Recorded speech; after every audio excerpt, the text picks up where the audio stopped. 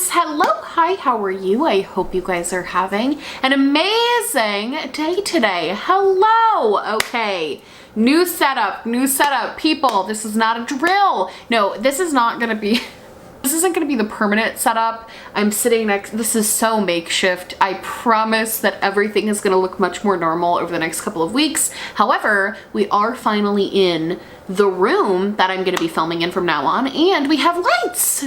We haven't had lights in a couple weeks. So today's video, I had this idea, and I've been on YouTube too long. Because I had this idea for a video of like makeup I had to work for, like makeup that I needed to try a bunch of times and really give a lot of effort to in order to make it work for me. Oh my God, candle of the day. Candle of the day is caked up from Forever Mood. Can't even really see that it's lit, but she's lit and she smells amazing. But as I was like thinking of products to put in this video, I realized how familiar it felt. And so I YouTubed it.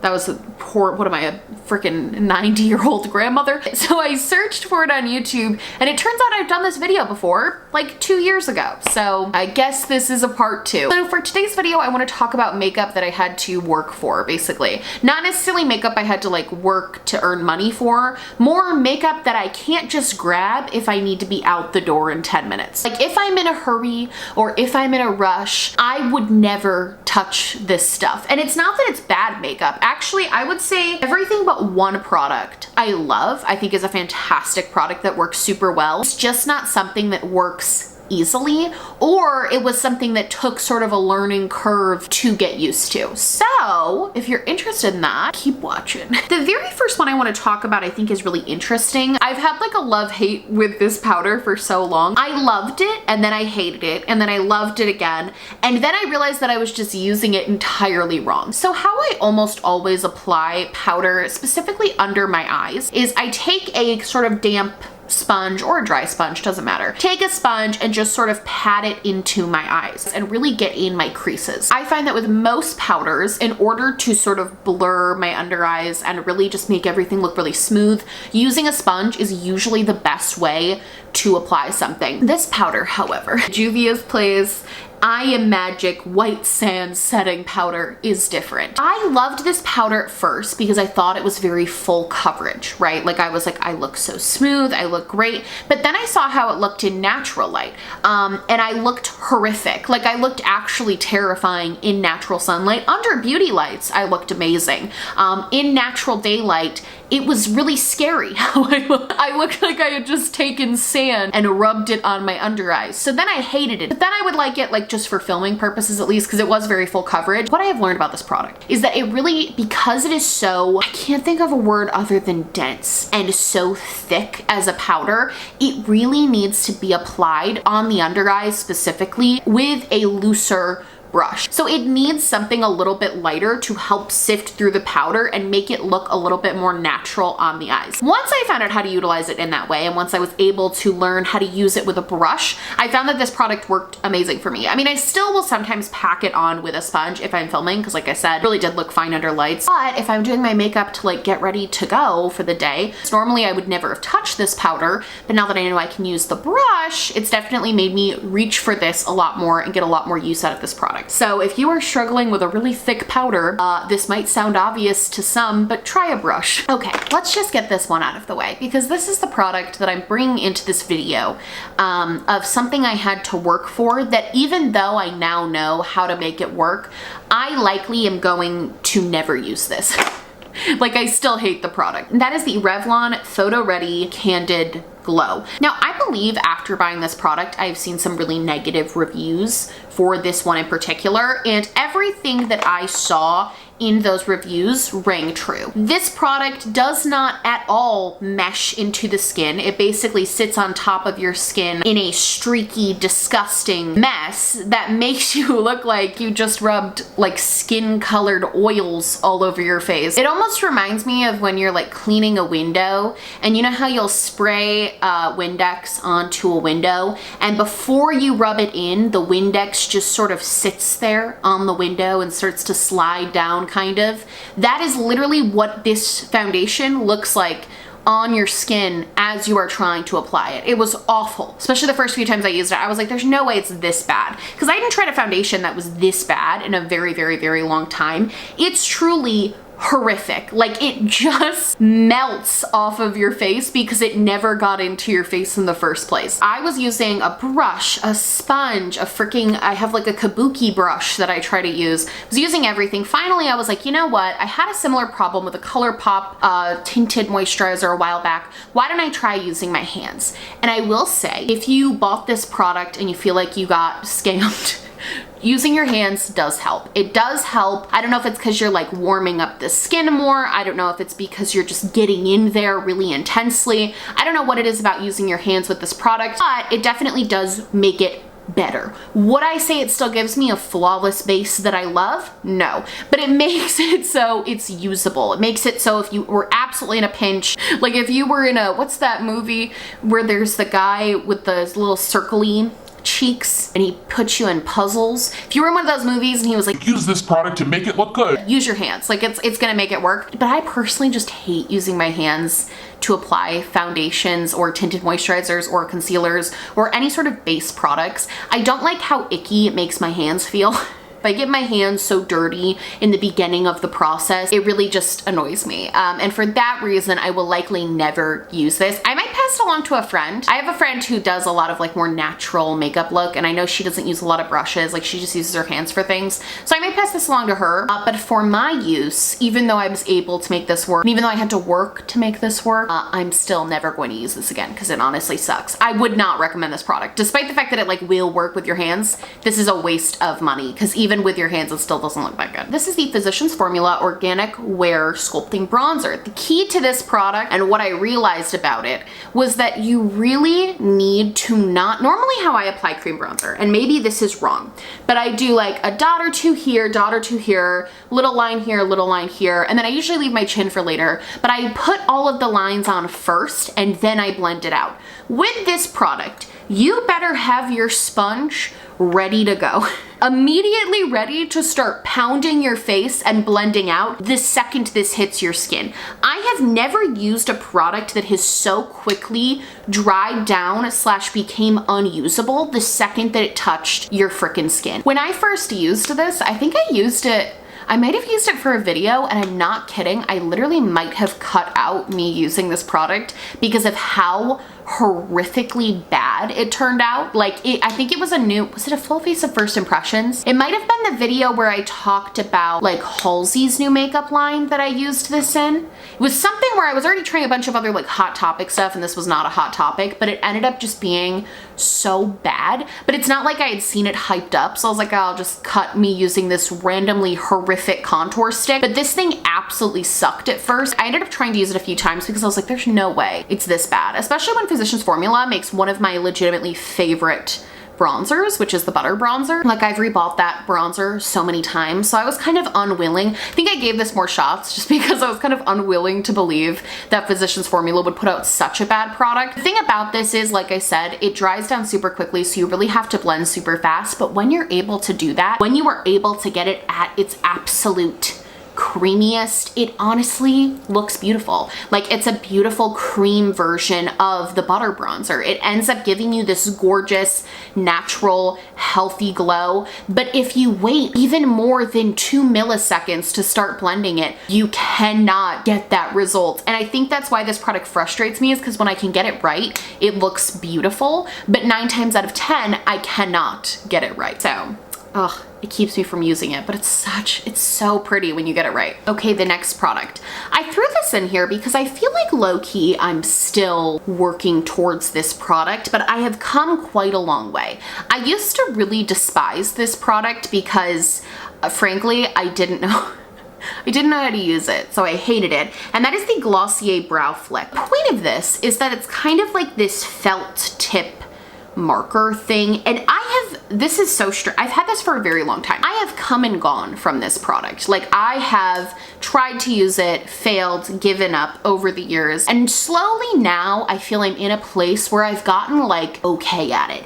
And really, I have to say with products like this, so if you're really used to using brow pencils or brow gels or brow pomades, which is what I'm used to using, this is a pretty foreign thing, but basically it just is supposed to give you these little like hair-like strokes, right? Now, I have found that what I was doing initially wrong was I was using almost the full thing and like laying it down and then trying to brush up. You really have to focus all of your energy onto the actual tip of the product. That is the way I found the most success. However, it's all I can say about this. Like, I wish I could give some great suggestions on how to make a product like this work for you if you're not used to it. It literally just takes practice because it's such a foreign hand movement and it's so easy to f up. Like it's so ridiculously easy to mess up this product and just destroy your brows. It's so easy to do. All it takes is one wrong flick and you're screwed. However, I like to use this on days where I'm not filming, so there's not a lot of pressure, but I want to like play around with makeup and really have fun with it.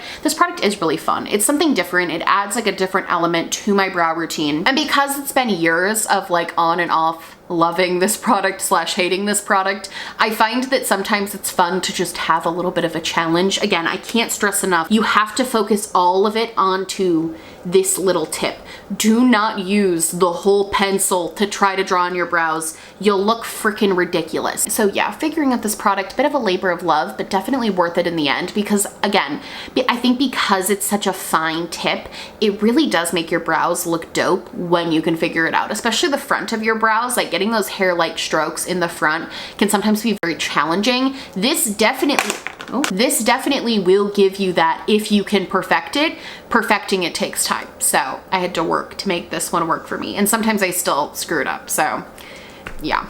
Next, as the resident small-lipped beauty guru of YouTube, as the resident small-lipped beauty guru of YouTube, I feel like I have to speak for all my fellow small lip people and tell you about products that are great, but you should be careful with them. And one of them is the Fenty Cream.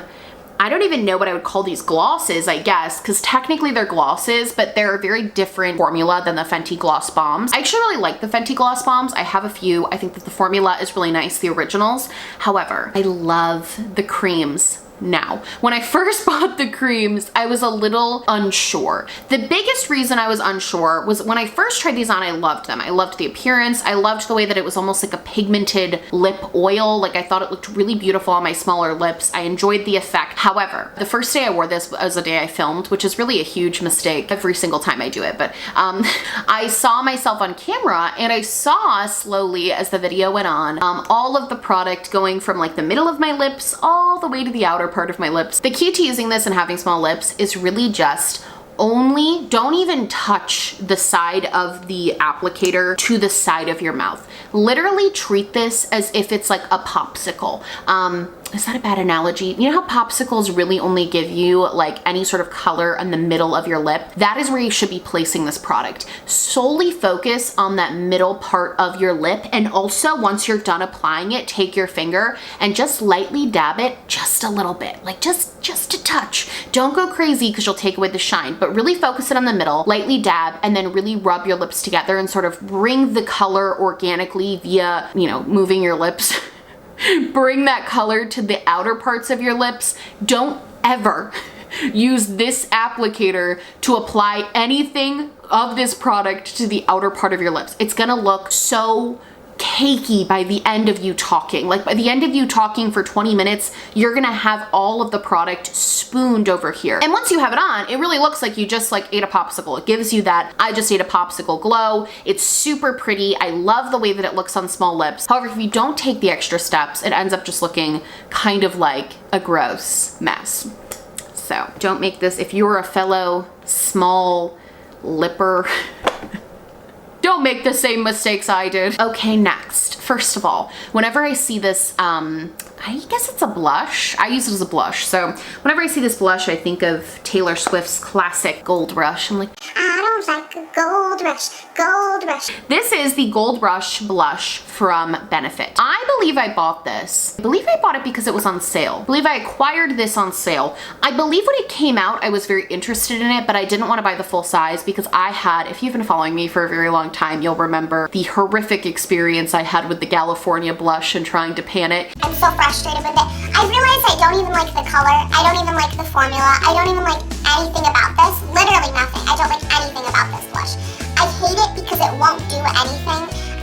I'm over it. I'm honestly so over this blush. And I was gonna buy the mini size of this eventually, like I was just super interested in the product. But then I saw one day that the full size was on sale for the price of the mini blush, and me being me and unable to pass up a good deal, I bought it. Honestly, this one's on me. Honestly, this one's not even on Benefit. They fooled me once, and that was shame on them. They fooled me twice now with this. Shame on me, however that phrase goes. Like, I really should have listened to me of the past. The reason I put this in this category was not because I needed to like learn a technique or figure out how to use the product. I had to work to make this product good because I had to physically take my brush. I don't have a brush. I had to physically take my brush, pretend this is a brush, and I had to dig, swirl. I'm pretty sure I have freaking carpal tunnel at this point just from this blush. Like, I'm just being dramatic, but I had to literally go with my brush and swirl and use it and swirl and use it to get to a point where the stupid glitter, and you can still see it, it's not fully gone, but it's definitely so much better than it was. The stupid glitter overlay that they put on this, but for some reason it felt like 2 freaking inches of glitter overlay. Normally if a brand uses a glitter overlay or like an overspray, usually after 1 to 2 uses, it's gone. So then you have the actual product you're going to have. This product, getting that glitter off, I don't know if they put down a layer of super glue before applying the glitter spray, but oh my God, was it so annoying to try to get this glitter off of it. And honestly, what's cool about this product is that like, but also sucks, is that after like the 10th time of using it, I finally feel like I got enough off that honestly, it has this really beautiful, like luminous formula to it. Like it didn't need this glitter overspray at all because all it did was add glitter chunks to my face, which you guys know I despise. And on top of that, this is getting really ranty. I don't know why whenever I start flipping my hair, oh my God. Whenever I start flipping my hair, that's when you know it's getting ranty. I don't know why I'm ranting, but this blush annoyed me because it's really pretty underneath all of that glitter spray. It's gorgeous. It's this really beautiful, dainty, glowy pink color that I really like to use, but I had to work so hard to get it to this point, and that kind of sucks. It sucks that I had to use it like 10 to 15 times and just like hated the way that it looked and hated the application before I was able to get to the part that's actually good. I find that with Benefit a lot, honestly. They're like kind of the queen of the glitter overspray. I feel like a lot of their products, that and like ColourPop, they always have glitter toppers on them that just like are so unnecessary and don't need to be there and are completely pointless to the product.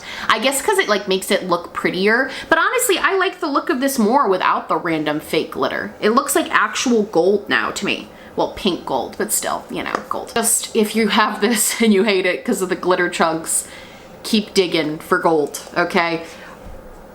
Okay, did you guys catch that? I'm so savvy. Okay, 2 more and then we are done. The very first one is one of my favorite highlighters actually. However, the only reason I bring this up is because there was a slight learner's curve in the sense that if you use too much of this, you're gonna look stupid. This is All Over Face and Body Highlighter in Molten Glow. It's stunning, like actually gorgeous. Like the most beautiful, I know I haven't really been swatching things, but like I'll show you. The most beautiful, high shine, ignore all the brown streaks from the brow flick, but just look at that. It literally stunning. Like it's so freaking beautiful. Like look at this. Are you actually kidding? I forgot what words were. I was so mesmerized by it. Are you kidding me? This is a beautiful highlighter. Really, I swear, you just need a tap. The first time I used this highlighter, I hated it and thought it was way too intense and way too much, and just honestly it looked so stupid. Like, it looked ridiculous when I tried to put it on. I used to joke that there was no such thing as too much highlighter. There is, and it's when you use too much of this product. Like, it was way too much. Like, it was so pigmented and honestly emphasized so much texture and just gave me this really gross, overly gleamy, oily look. However, once I figured out that literally all you need is a singular tap of your brush and you're good to go, I've been glowing. A lot of videos I've worn this in are videos that you guys have specifically talked about how glowy I look, and it seriously is this product. Like, once you figure out the perfect amount to use for your face, you're better off. I literally need like one tap and I'm good for my entire face. Like, it's very, very pigmented, and that can definitely be a little scary, but it's stunning when it's applied with the correct sort of force and the correct amount. I just had to throw this out there. Oh,